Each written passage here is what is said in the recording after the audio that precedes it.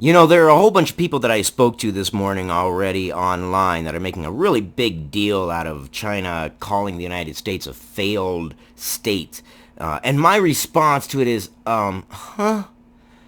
No, the United States is not a failed state. China is spewing out their propaganda, and it's just absolute stupidity. And I can't believe that Daily Mail is reporting on it in this manner. I mean, anybody looking at this will look and be like, look, the United States is not a failed state. The list of failed states is a list of countries where they are on the verge of literally failing and having a power vacuum and or a civil war. The United States is not a failed state. Let's read this. War of words. Chinese state media blasts Trump for destroying America's democracy, freedom, and human rights as he vows to make Beijing pay for the damage of the coronavirus pandemic. $160 billion, but that's beyond the scope and the purview of this particular story. This one more focuses on the idiocracy of China's propaganda.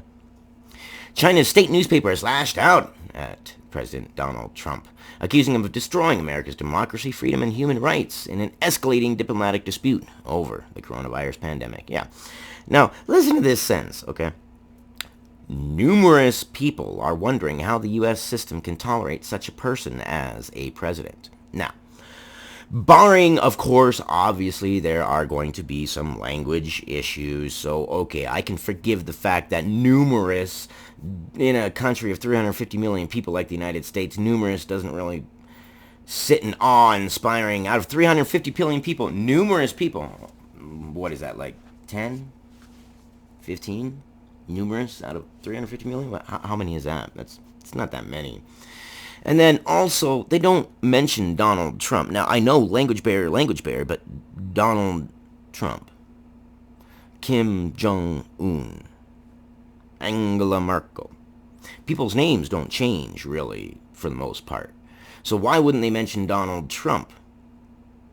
Very telling.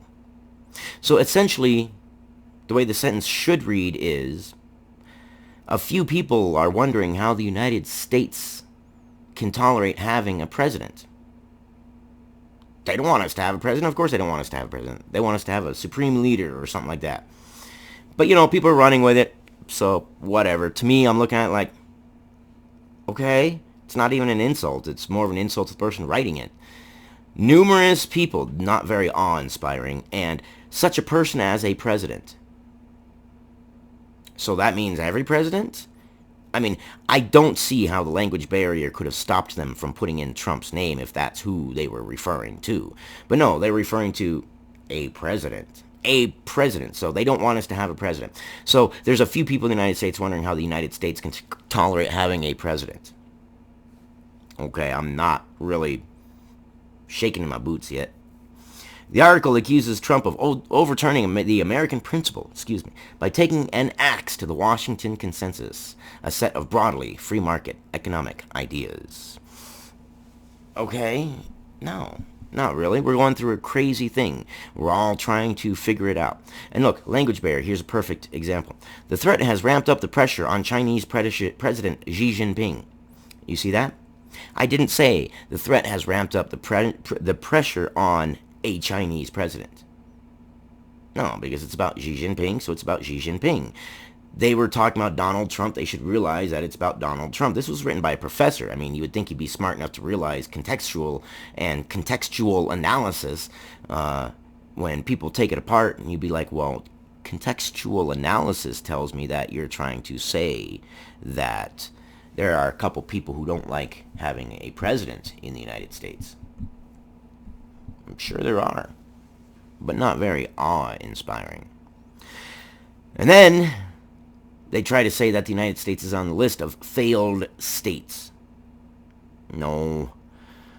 The United States is not a failed state. The United States is not on the verge of collapse. We are not. I mean, it's hyperbolic as hell. Anyways, I have got to get to work because, you know what? The United States needs people to help keep the food supplies going, get food where it's going, keep the hospitals running, and I've got to get up early and go make sure food gets where it's going, hospital computers keep running the way they're running, and you Just need to fight for your freedoms, man. I love you guys. I'll keep you informed. I'll see you on the next one. But when you see this hyperbolic bullshit, don't read so far into it. I mean, my God.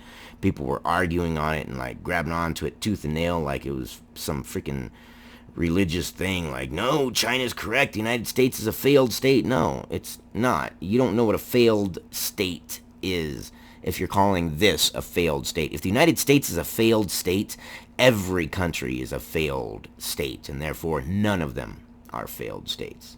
See what I'm saying? Alright, I love you guys. I'll record some while I'm at work, and I'll see you on the next one.